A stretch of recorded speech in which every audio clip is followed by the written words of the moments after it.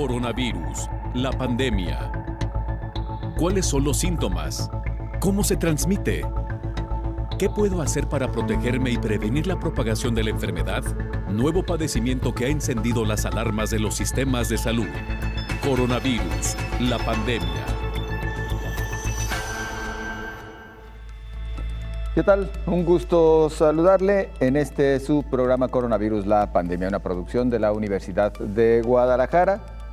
Aprovechamos este comienzo para agradecer a todas las televisoras públicas de la República Mexicana, América Latina y el Caribe que siguen nuestra transmisión, y también aprovechamos para ponernos a sus órdenes para recibir todos sus comentarios vía redes sociales.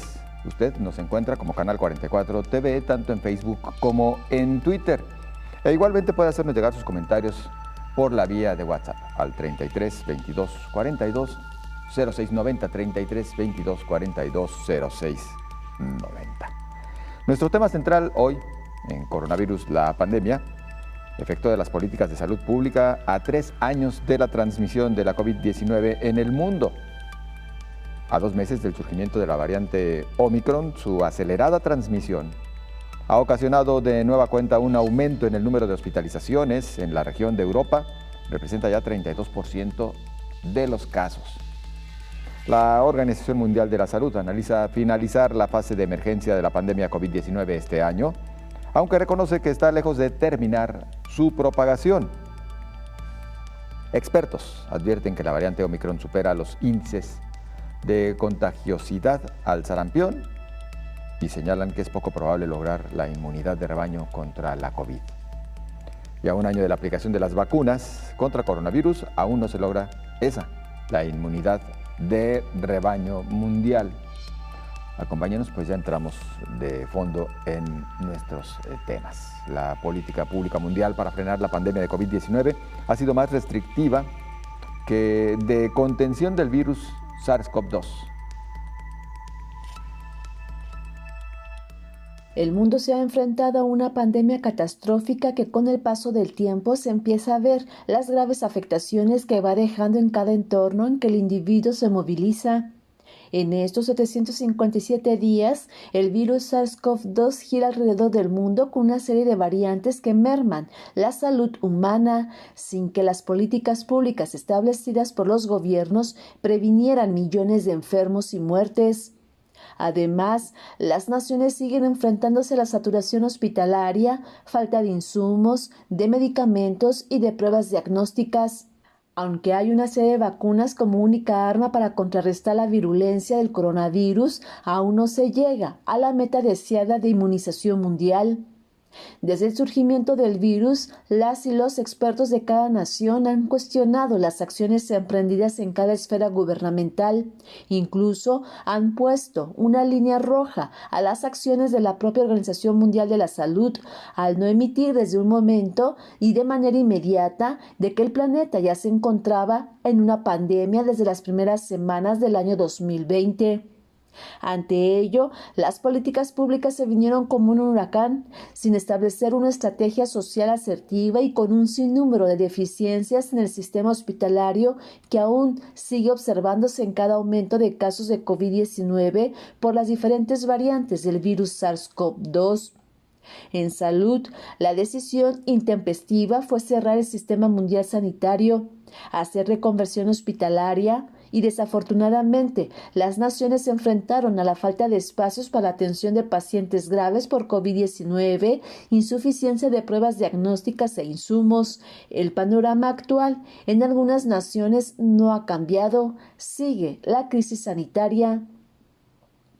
Mientras que en la política pública socioeconómica desde el año 2020 son las medidas sanitarias e higiene, uso de cubrebocas, el distanciamiento social, restricciones económicas, confinamiento generalizado de la población, la transición hacia un confinamiento parcial y la reanudación paulatina de las actividades económicas. Para los especialistas, las políticas públicas han sido más restrictivas y obligatorias, y a la vez parciales sin que se muestre un descenso en la virulencia del virus SARS-CoV-2 y sus diversas mutaciones.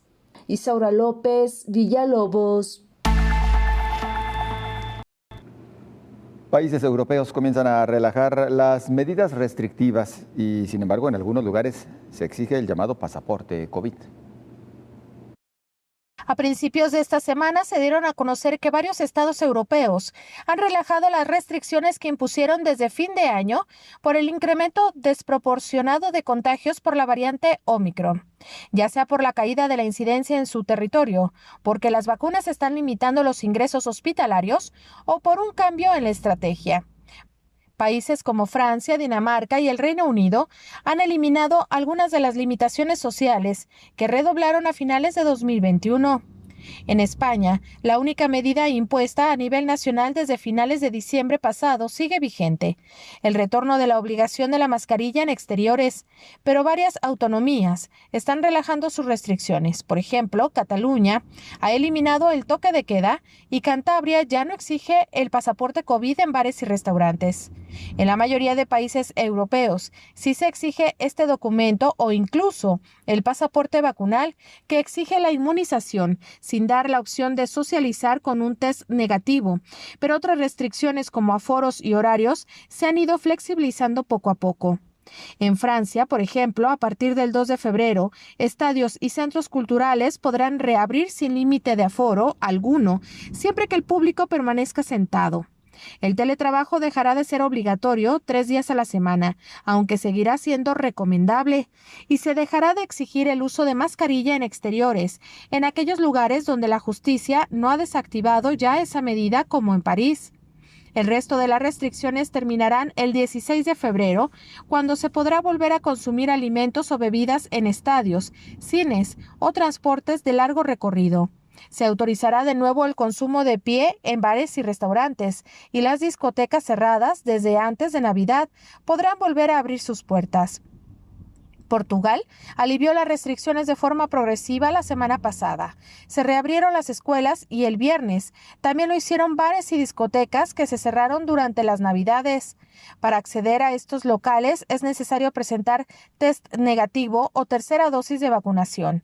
El teletrabajo también dejó de ser obligatorio y los contactos con positivos en lugares de trabajo o colegios ya no se consideran de riesgo. Se mantiene la prohibición de beber alcohol en la calle y la obligación de presentar un test negativo para viajar a Portugal en avión, informó Rocío López Fonseca. La pandemia de COVID-19 puede entrar en una nueva fase de estabilización. Europa podría estar entrando en una fase de la pandemia de COVID. Hay una esperanza plausible de estabilización, aunque es demasiado pronto para bajar la guardia, expuso el director de la OMS en la región, Hans Kluge. Advirtió que Omicron está desplazando a Delta a una velocidad sin precedentes. En menos de 2 meses desde que se descubrió por primera vez en Sudáfrica, la variante representa el 32% de los casos en toda la región europea. La pandemia está lejos de terminar, pero dijo que tiene la esperanza de poder concluir la fase de emergencia en 2022 y abordar otras amenazas para la salud que requieren una atención urgente. Los atrasos y las listas de espera aumentaron. Los servicios de salud esenciales se han interrumpido. Aunque Omicron parece causar una enfermedad mucho menos grave que Delta, todavía hay un rápido aumento en las hospitalizaciones, debido a la gran cantidad de infecciones. Esto se suma a una carga de Delta que no ha pasado por completo y también a la gran cantidad de admisiones incidentales. Afortunadamente, dijo, las hospitalizaciones con Omicron resultan mucho menos frecuentes en la admisión a las unidades de cuidados intensivos. Como se había predicho, la mayoría de las personas graves en toda la región no están vacunadas. Aunque Omicron ofrece una esperanza plausible de estabilización y normalización, el trabajo no ha terminado. Siguen existiendo enormes disparidades en el acceso a las vacunas, informó Elizabeth Ortiz. Y ya le adelantábamos, Omicron supera la velocidad de contagios del sarampión. La epidemióloga experta en enfermedades infecciosas y jefe técnica del Programa de Emergencias Sanitarias de la Organización Mundial de la Salud, María Van Kerkhove, advirtió que la variante Omicron, detectada originalmente en Sudáfrica, está reportando en todo el mundo cifras de contagios nunca antes registrados en los 2 años de pandemia. Su velocidad de transmisión es tal que los expertos aseguran que podría calificarse ya como la enfermedad infecciosa más rápida en el mundo, por encima incluso del sarampión.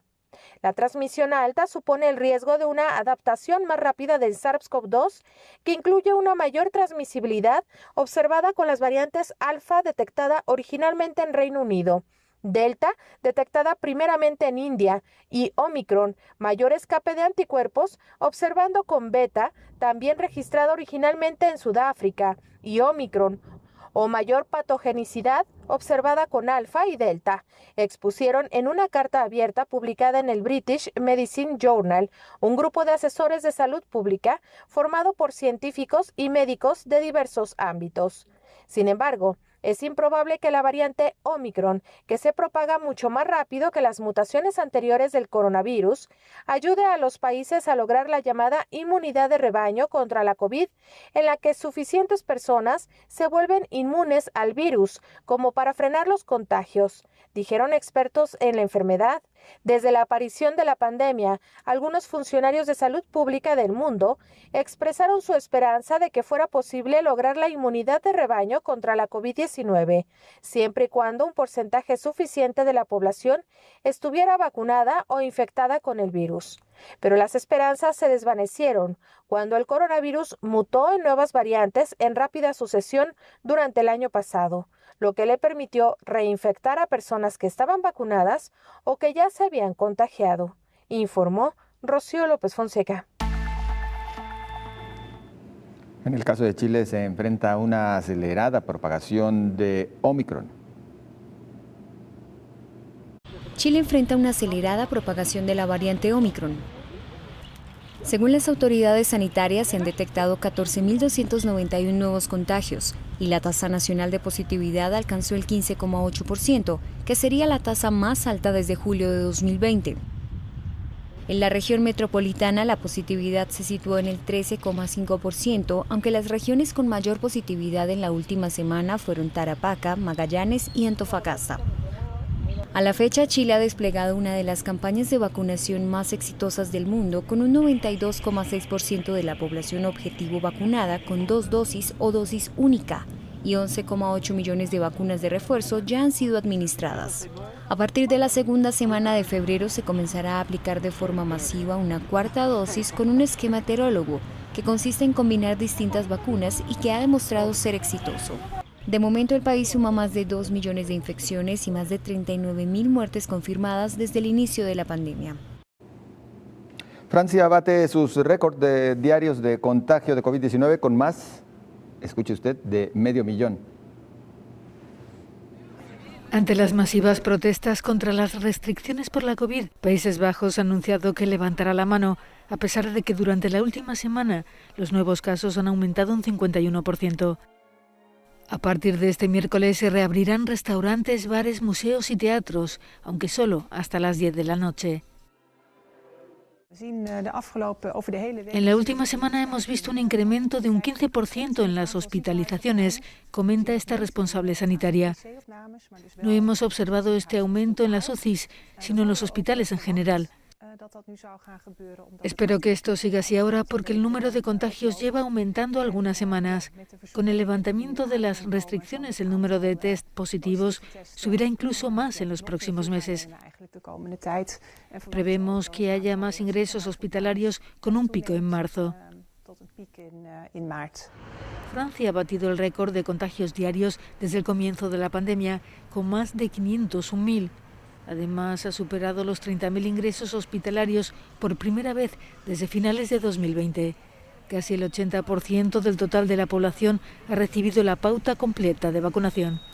Y España ha informado de casi 115.000 nuevas infecciones y 382 muertes, una cifra que no se registraba desde febrero del año pasado. Casi el 91% de los mayores de 12 años han sido totalmente inmunizados. Continuamos platicando con usted acerca de COVID-19, acerca de las políticas públicas y sus efectos ante la pandemia, y también abordaremos acerca de la situación de los niños, vacunarles o no, qué es lo más conveniente y ante el crecimiento de casos de contagio frente a la necesidad de que regresen a las aulas. Así que quédese con nosotros.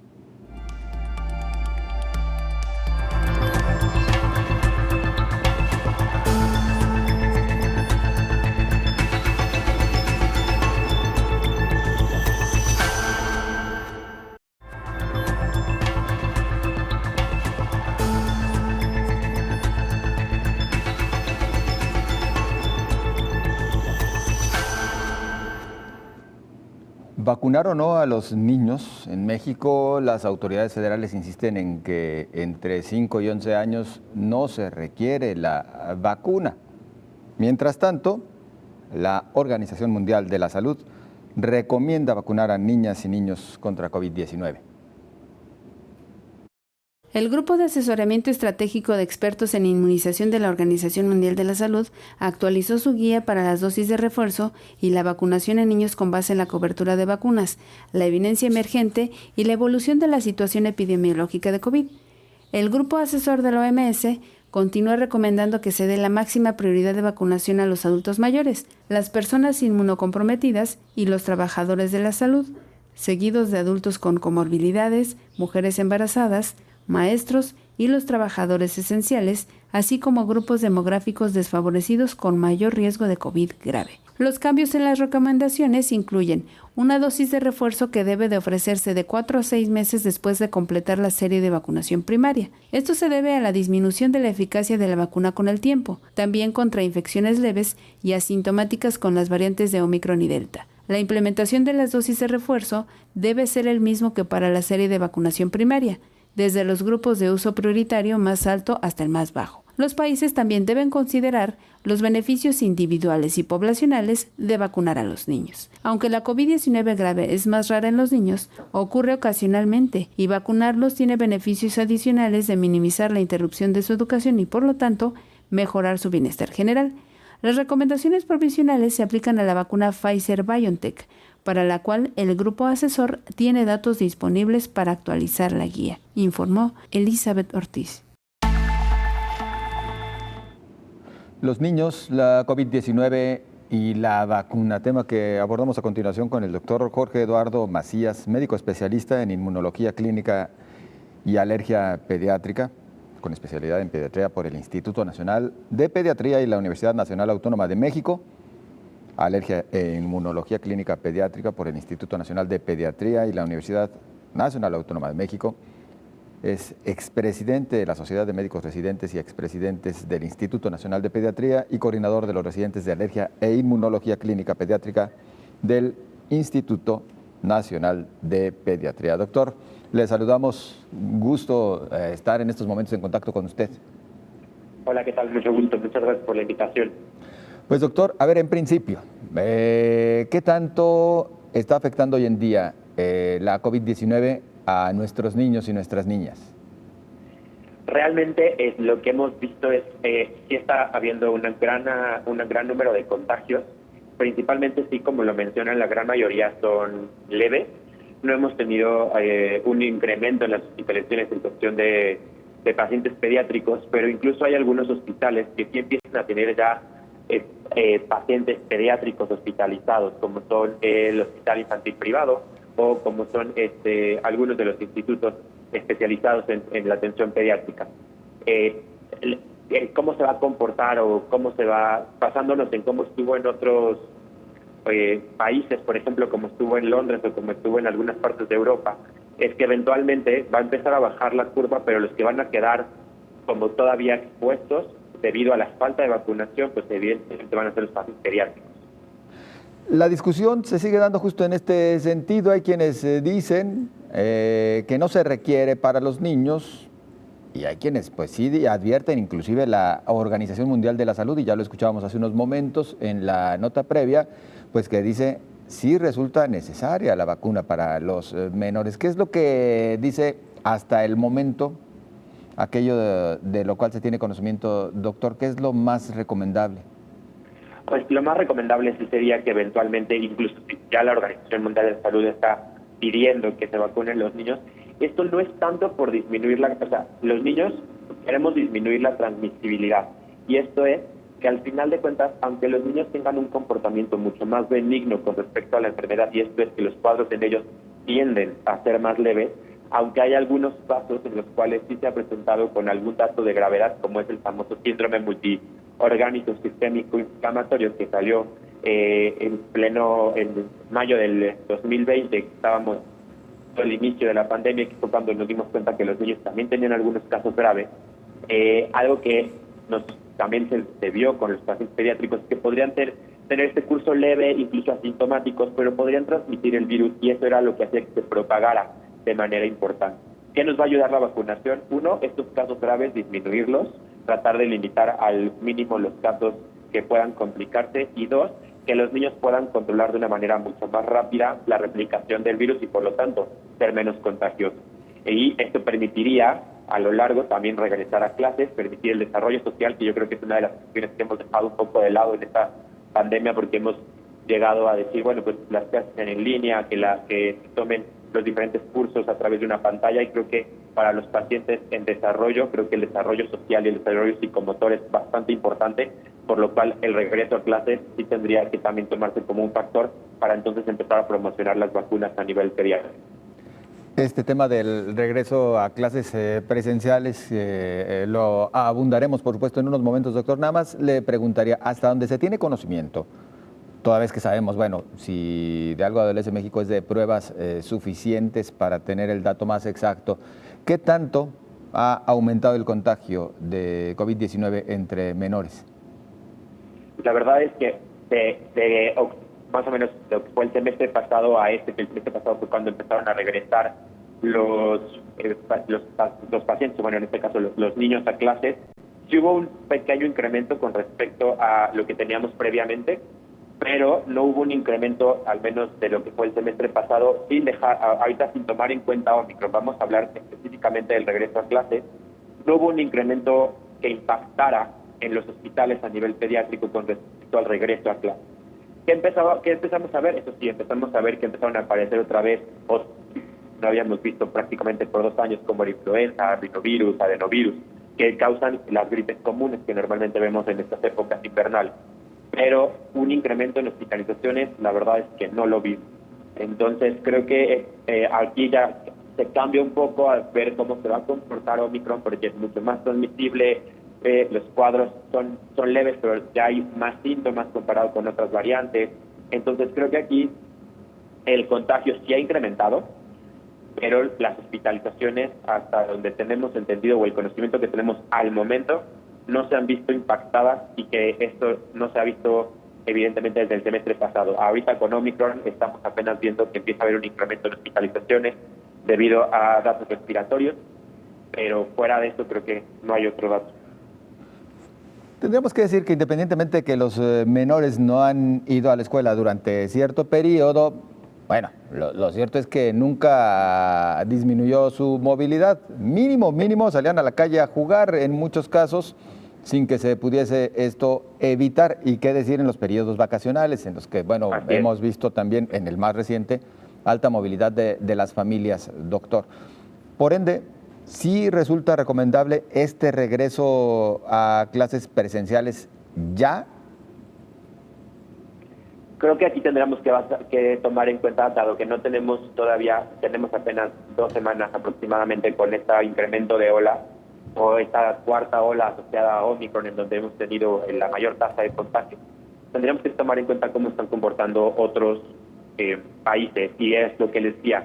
En otros países sí se vio un incremento en hospitalizaciones a nivel pediátrico. Entonces yo creo que ahorita regresar a clases es con todas las medidas, y al menos yo me esperaría todavía otra semana para ver cómo empieza a comportarse, y que recordar las medidas generales que se siguen recomendando tanto por la CDC como por la OMS son el uso de cubrebocas, la sana distancia, evitar aforos, y a lo mejor aquí el regreso a clases tratar de limitarlo en cuestión numérica. Y esto es lo que estuvieron haciendo muchas escuelas y que aparentemente les funcionó, fue que alternar los días que iban los niños para que unos días fueran, otros días no. Y eso lo tendríamos que tomar en consideración también, porque esto también afecta a la parte laboral de los padres al estar teniendo a los hijos en casa, porque ya se sabe que la gran mayoría de las oficinas pues prácticamente ya son presenciales, son pocas las que están en línea, entonces eso también hay que tomarlo como un factor que tendríamos que tomar en cuenta para el regreso a clases. Doctor, ya mencionaba usted hace unos momentos, bueno, en general los padecimientos respiratorios han ido en aumento por la temporada. Ante la duda de si se trata de COVID-19 o no, ¿en los niños resulta conveniente aplicar la prueba de por sí invasiva? Y bueno, si los adultos nos quejamos, obviamente para los pequeñitos resulta todavía más inquietante e incómodo. ¿Sí aplicar pruebas ante algunos síntomas? Sí, estamos ante una ola de contagios bastante elevada que ante cualquier síntoma que presente cualquier persona de cualquier edad sí sería importante. O sea, la única manera de frenar la transmisibilidad del virus es haciendo censos epidemiológicos. Y esto es, hago las pruebas ante cualquier síntoma y aíslo a los pacientes que pueden llegar a ser contagiosos en el momento que pueden llegar a ser contagiosos. Y esto incluye, tristemente, yo entiendo lo difícil y lo incómodo que puede ser la prueba para los niños, pero esto incluye también a los pacientes pediátricos realizarles pruebas. Bien. A manera de cierre de esta charla, doctor, y agradecidos, por supuesto, por su amabilidad, valorar de momento el comportamiento de la pandemia por lo menos una semana más, a fin de definir este retorno a clases, que sí es necesario, pero tendríamos que esperar un poco. Sí, yo creo que aquí lo que tendríamos que tomar en cuenta son varios puntos. Uno, el regreso a clases con todas las medidas, y a lo mejor puede ser un poco complejo que el paciente pediátrico se deje el cubrebocas, pero ya tenemos 2 años en pandemia y la verdad es que nos hacemos a veces nosotros idea de que a los niños les puede costar trabajo, pero pues creo que después de 2 años ya la costumbre va haciendo que los pacientes se vayan adecuando al uso de cubrebocas. El lavado de manos, y yo creo que eso es importantísimo, y más en los pacientes pediátricos, porque están jugando todo el tiempo, porque están entre ellos, tienen mucha interacción. Yo creo que el lavado de manos también ayuda, y esto también pues reforzar en los profesores, que son al final de cuentas los que se vuelven los cuidadores durante estos horarios de clases, pues reforzar con ellos el lavado de manos, el uso de cubrebocas, mantener la sana distancia, y pues la verdad agradecerles, porque también al final de cuentas ellos están expuestos, ¿no? Al momento en que cualquier paciente pueda presentar algún síntoma, pues en ese momento referirlo y no aceptarlo. Pero aquí tenemos que tomar en cuenta que también hay otros virus. Entonces, en el momento en el que salga la prueba negativa, a pesar de que tenga síntomas, pues no, a lo mejor tratar de tener esa consideración de decir, tiene síntomas, pero tiene una prueba negativa y puede regresar a clase sin ningún problema, ¿no? Entonces, creo que son muchos los factores que hay que tomar en cuenta. Creo que es una pregunta, ahora sí es la pregunta del millón, de regresar o no regresar a clase. Y creo que aquí tendríamos que ver realmente las condiciones de la escuela, las condiciones de los maestros, las condiciones de los padres y las condiciones de los niños, para que en conjunto vean qué niños son los que tienen la mayor necesidad de acudir a las escuelas. Y pues la verdad es que creo que esto es inminente y al final de cuentas tendrá que pasar. Lo que sí yo creo que tendríamos que esperar ver cómo se comporta debido a cómo se han comportado en otros países, ver el incremento en hospitalizaciones a nivel pediátrico. Creo que esto sería lo más importante, en dado caso de que en algún momento se llegara a ver que las hospitalizaciones a nivel de nuestros pacientes pediátricos se empieza a incrementar, pues a lo mejor tendríamos que limitar este regreso a clases por el riesgo que estamos condicionando, principalmente por la falta de vacunación en estos casos. Doctor, muchas gracias por acompañarnos. No, muchas gracias a ustedes y pues a seguirnos cuidando, por favor. A seguirnos cuidando, por supuesto. Muy amable. Es el doctor Jorge Eduardo Macías, médico especialista en inmunología clínica y alergia pediátrica. Regresamos enseguida.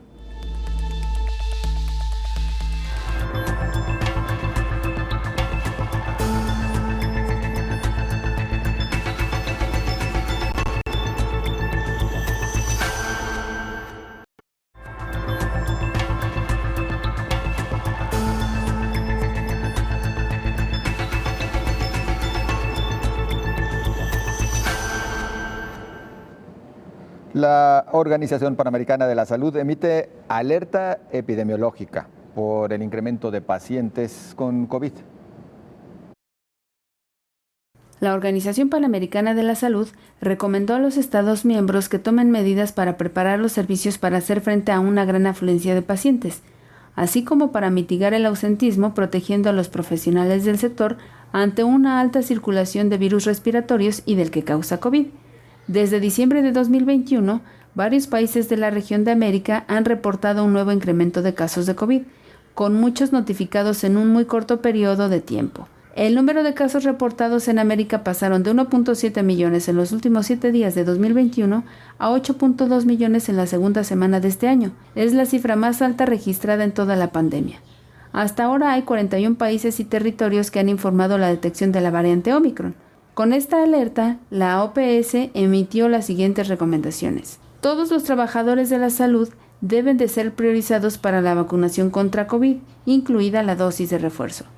Todos los empleados del sector salud deben usar una mascarilla N95 o equivalente durante sus horas de trabajo. Además, los hospitales de referencia para la atención de COVID deben ser priorizados para casos de infección respiratoria aguda grave. Fortalecer el primer nivel de atención y proporcionar pruebas diagnósticas al servicio primario de atención a la salud al fin de poder orientar el manejo clínico ante la sospecha de COVID. Cuando sea posible, favorecer el manejo ambulatorio de los pacientes con sospecha o confirmación de COVID. Tomar las medidas apropiadas para aumentar la dotación de personal, como la movilización rápida de estudiantes de carreras de salud para apoyar en algunas actividades durante la gran afluencia de pacientes, informó Elizabeth Ortiz. Bueno, pues mucho por platicar aún acerca de la COVID, por supuesto, la pendiente vacunación, los niños y además los efectos de las políticas de salud pública a 3 años de la transmisión de este padecimiento COVID-19 en el mundo entero. Saludo al doctor Héctor Raúl Pérez Gómez, infectólogo, nuestro médico de cabecera aquí en Coronavirus, la pandemia. ¿Qué tal, doctor? Hola, José Ángel, buen día. Qué gusto saludarte. Muy buen día. Bueno, doctor, pues tanto por hablar. Si tuviésemos que hablar de las políticas de salud pública, pues no acabamos, digo, al final de cuentas. Evidentemente es un tema muy complejo, pero creo que hay algunos aspectos que podemos resaltar con motivo de lo que ha sido enfrentar esta pandemia de COVID-19 a lo largo de 2 años en los diferentes países por los diferentes sistemas de salud, que de igual forma ha sido un enfrentar la pandemia de manera muy diversa. Hay países que han emprendido políticas de mucha restricción y que de alguna manera han tenido menos impacto de COVID-19 a su población y no solo entonces al ámbito de la salud, sino también al ámbito económico y social. China, por ejemplo.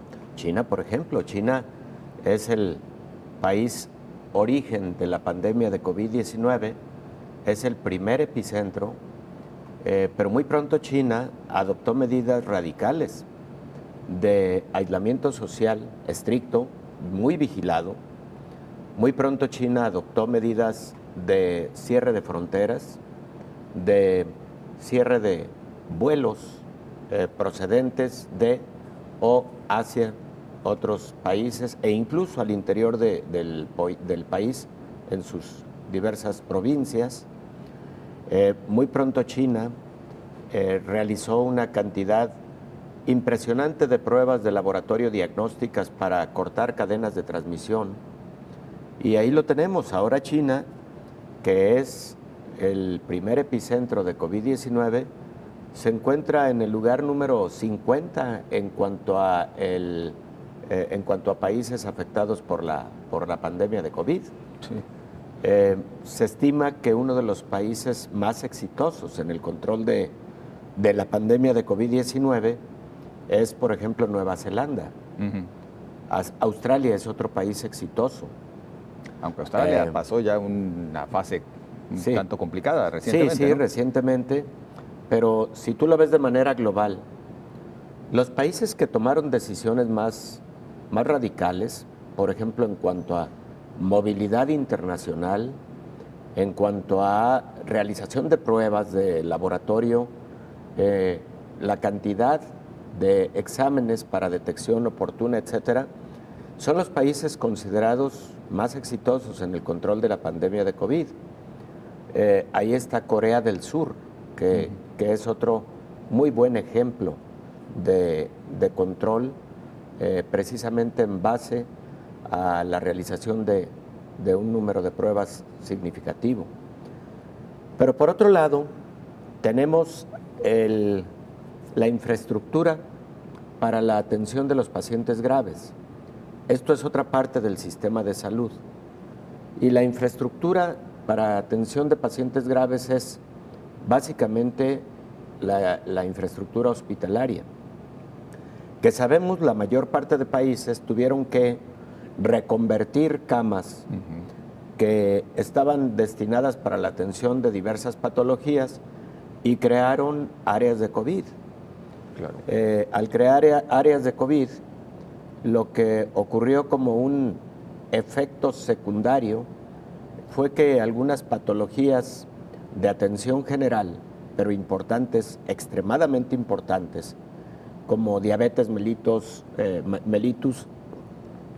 por ejemplo, enfermedad cardiovascular, cáncer a todas las edades, etcétera, empezaron a tener un rezago en la atención. Sí, claro. ¿Cuántos procedimientos quirúrgicos se tuvieron que reprogramar por motivo de la pandemia de COVID-19? Una cantidad impresionante, que en algunos lugares fueron cuantificados y en otros lugares ni siquiera eso ocurrió. Ese es otro fenómeno que trajo la pandemia de COVID-19, el retraso en la atención de otras patologías. Y la Organización Mundial de la Salud, la Organización Panamericana de la Salud también, han observado este fenómeno y lo han puesto en la mesa como un aspecto fundamental que deben los sistemas de salud atender ante la pandemia de COVID-19, que no se descuiden las otras patologías, que se siga atendiendo oportunamente COVID-19, pero que no deje de destinarse el recurso apropiado, que no deje de destinarse el espacio hospitalario, el personal de la salud óptimo y en cantidad suficiente para poder atender el resto de las patologías. Claro. Eso ha sido otro fenómeno significativo. Y por último, creo que cuando hablamos de políticas de salud en el control de la pandemia de COVID-19, tendríamos que analizar, por ejemplo, la diferencia que hubo, y particularmente al inicio de la pandemia, en la manera en que los dirigentes gubernamentales o las autoridades sanitarias establecieron, por ejemplo, la utilización de cubrebocas, por ejemplo, el aislamiento social, pero sobre todo la utilización de cubrebocas. Fue muy lamentable todo aquel periodo de discusiones que a mí me parecieron en su momento bizantinas, en que algunos países optaron por el uso generalizado de cubrebocas de manera temprana y otros, los propios dirigentes, los propios gobernantes y en su momento también autoridades sanitarias decían, no, eso no es necesario, eso es opcional. Y lo siguen diciendo. Y bueno, todavía a estas alturas, cuando hay tantos estudios que demuestran que el uso adecuado de cubrebocas de manera generalizada reduce el riesgo de COVID-19 y de otras enfermedades respiratorias. Abundamos en ello y mucho más, doctor, pero claro tenemos que ir rápido a esta pausa. A usted le invitamos a continuar.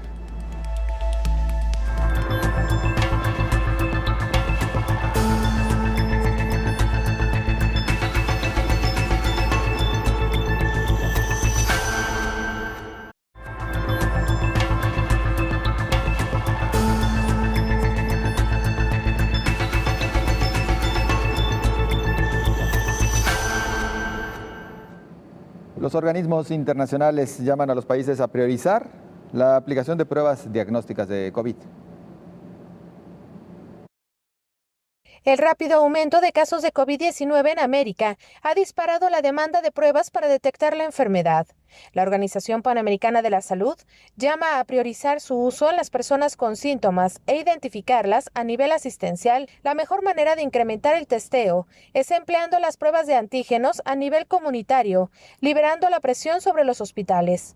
Las pruebas caseras no cuentan todavía con la aprobación de la OPS, a pesar de la amplia distribución regional de pruebas PCR y de antígenos desde el inicio de la pandemia, mediante su fondo estratégico más de 42 millones para 36 países y contar con acuerdos a largo plazo con 2 de los fabricantes de esos tests. La Organización Panamericana de la Salud recomendó a los Estados miembros hacer un uso sensato de las pruebas de diagnóstico COVID ante su escasez. Recordó priorizar los casos sospechosos, es decir, personas con síntomas captados en los diferentes niveles de asistencia. La OPS señaló que aunque algunos de los tests caseros ya fueron autorizados en algunos países, no se recomienda su utilización, ya que, dice el organismo internacional, no se cuenta con evidencia suficiente que respalde su desempeño y uso, por lo que se debe tener mucho cuidado con el uso indiscriminado de estos tests, principalmente por la posibilidad de una muestra inadecuada y de falsos resultados negativos que puedan generar una sensación de seguridad, llevando a relajar las medidas de protección y, por tanto, un potencial incremento de infecciones. En cuanto a las personas asintomáticas que hayan estado expuestas a la COVID-19 o creen haberlo estado, la OPS aconseja el aislamiento, siempre y cuando sea posible, y que sigan las medidas de salud pública ya conocidas como el distanciamiento social, el uso de mascarillas y evitar las grandes reuniones para disminuir contagios, informó Rocío López Fonseca. Bueno, la aplicación de pruebas por una parte se recomienda, por la otra, bueno, sabemos que resultan al final insuficientes y yo creo que en cualquier país, doctor. Sí, ese es un fenómeno que se está viviendo en este momento. Por un lado, sí es importante hacer una prueba de laboratorio diagnóstica y confirmatoria de COVID-19 ante la presencia de sintomatología, pero también, por otro lado, ser cautos en seleccionar escenarios, momento adecuado para la realización de la prueba idónea para tener básicamente dos objetivos. El primero es el diagnóstico oportuno y el segundo, el emprender medidas de aislamiento social para evitar cadenas de transmisión. Pero tal como acabamos de escuchar en esta nota de Rocío, tanto la OMS como la Organización Panamericana nos dicen no hay que dejar de hacer pruebas, no hay que confiarse. Aunque la nueva variante Omicron pareciera ser una variante que genera menos gravedad de la enfermedad, de cualquier manera hay que diagnosticar si hay signos o síntomas de COVID-19, actuar, monitorear adecuadamente al paciente, que lo más probable es que vaya a ser un paciente que no evolucione a la gravedad, pero hay que hacerlo, no confiarse. Y por el otro lado, evitar el abuso en la realización de pruebas, porque por un lado la escasez está llevando a una crisis en todos los niveles. En Estados Unidos, hace aproximadamente 10 días, diferentes medios de comunicación norteamericanos hacían énfasis en ese fenómeno. No había pruebas de diagnóstico en Estados Unidos, en Estados Unidos, José Ángel. Esa situación evidentemente se replica en muchos países y América Latina es una de las regiones de la Organización Mundial de la Salud que ha batallado más con el tema del abasto de pruebas. ¿Qué tan recurrente es ese falso negativo que justo mencionaba también nuestra compañera Rocío en la nota? Me parece muy importante la nota de Rocío porque ya lo estamos viendo en escenarios del día a día, incluso aquí en México. El escenario en el que hay personas que no sé de dónde las obtuvieron, no sé cómo las compraron, pero tienen pruebas de laboratorio de diagnóstico de antígeno en saliva y de hecho también hay personas que en su casa tienen pruebas para diagnóstico de antígeno en exudado nasal. Sí. No está autorizado para que estas pruebas sean realizadas por sí mismos en el ambiente del hogar, en casa. No, pues para empezar, qué miedo, doctor. Bueno, para empezar, no es algo tan complejo, pero tiene una técnica perfectamente establecida que si no la sigues te puede generar un falso negativo. Y ese falso negativo lo que puede provocar es la gente se confía, transmite la enfermedad, crecen los brotes y ahí van las consecuencias. Eso es por un lado. Por otro lado, las pruebas de detección de antígeno en saliva tienen baja sensibilidad y por lo tanto un mayor porcentaje de falsos negativos. Claro. Entonces, los falsos negativos son muy peligrosos porque pueden generar mayor riesgo de transmisión de la enfermedad. No están autorizadas todavía, por ejemplo, en México, no están autorizadas en la mayor parte de países del mundo. Las pruebas de diagnóstico en saliva deben perfeccionarse y probablemente en el futuro vayan a ser de utilidad cuando tengan mejor sensibilidad y especificidad. Pero por lo pronto no son buenas pruebas, no hay que confiarse. Mínimo la nasofaringea, ¿verdad? Mínimo la detección de antígeno nasofaríngeo y también evidentemente el estándar de oro, que es la PCR. Claro. Ahora, en un paciente que tiene sintomatología, la prueba de antígeno es muy buena. Es una prueba de buenos niveles de sensibilidad y de altos niveles de especificidad. Es decir, y qué bueno que da la oportunidad para comentarlo con nuestra audiencia. Si usted tiene síntomas de COVID y se realiza una prueba de antígeno y esa prueba de antígeno resulta positiva, esa prueba ya es diagnóstica. Ya no tiene usted que ir a buscar una prueba de PCR para confirmar. Eso es ocioso, no hay necesidad. Claro. Si tiene muchos síntomas de COVID-19, su prueba de antígeno resulta negativa y su médico, por ejemplo, sigue teniendo la alta sospecha de que su cuadro clínico es COVID-19, ahí es donde podría aplicar la realización de una prueba de PCR. Y el otro escenario es, usted tuvo contacto con una persona con COVID-19, han transcurrido 4 o 5 días, se encuentra asintomática, pero quiere saber si quedó infectada por el contacto que tuvo hace 4 o 5 días con alguien infectado con COVID, ahí lo que aplica es una prueba de PCR, no una prueba de antígeno, porque las pruebas de antígeno no desempeñan bien en personas asintomáticas. Eso es lo que en general las personas deben conocer respecto de qué pruebas utilizar o no. Doctor, bueno, tiempo, insisto, nos iba a faltar. Claro. Pero tal vez la pregunta en este momento, y porque a lo largo de este programa hemos escuchado algo al respecto.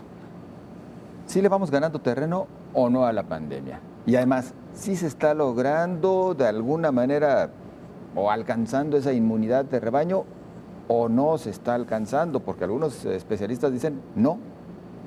Lo que pasa es que hay muchas preguntas que todavía no tienen respuesta. Si a mí me preguntan, ¿estamos alcanzando inmunidad de rebaño? De primera intención te contestaría que sí, porque tanto a través de la vacuna como a través de los millones de personas que se han infectado en el mundo, estamos en cerca de 400 millones de personas infectadas en el mundo. Tanto a través de los dos mecanismos, es evidente que un alto porcentaje de la población en el mundo tiene ya anticuerpos contra COVID-19. Te decía que de bote pronto podría contestar que sí, pero aquí viene una pregunta que es un poquito más compleja.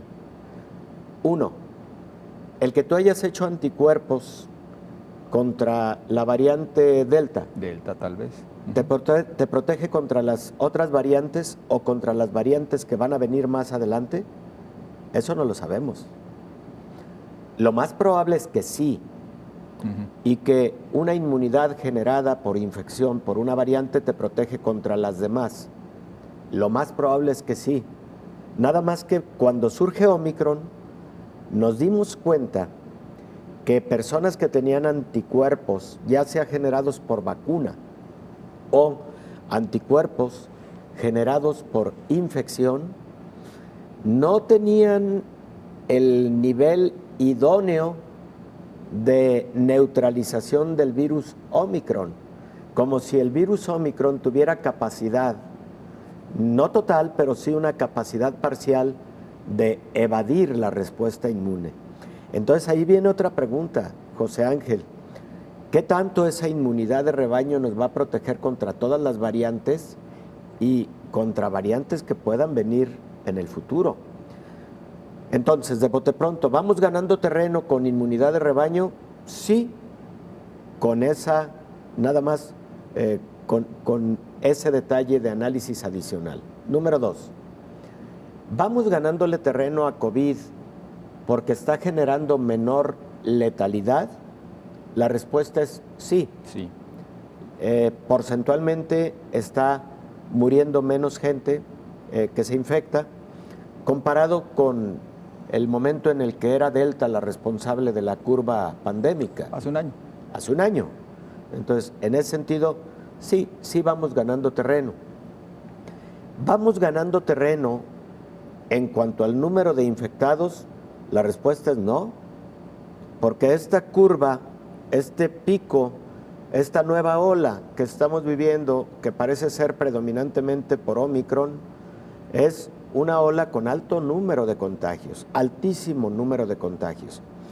Hay un marcador, indicador epidemiológico que se llama el número básico de reproducción. ¿A cuántas personas infecta uno que tiene infección activa? Y en este momento con Omicron, esa persona infecta a 7. Con la variante original o con la cepa original se infectaban 2.3. Con eso, exacto. Doctor, pues como siempre agradecidos. Tal vez en estos momentos tendríamos que concluir. La mejor política pública sigue siendo el autocuidado. Definitivamente. Vacunarnos y el autocuidado. Coincidimos. Ya sabemos cómo cuidarnos, por Así favor. es. Lo sabemos y de memoria. Doctor, muchísimas gracias. Apliquémoslo. Gracias a ti, José Ángel. Muy amable y gracias también a usted por su compañía.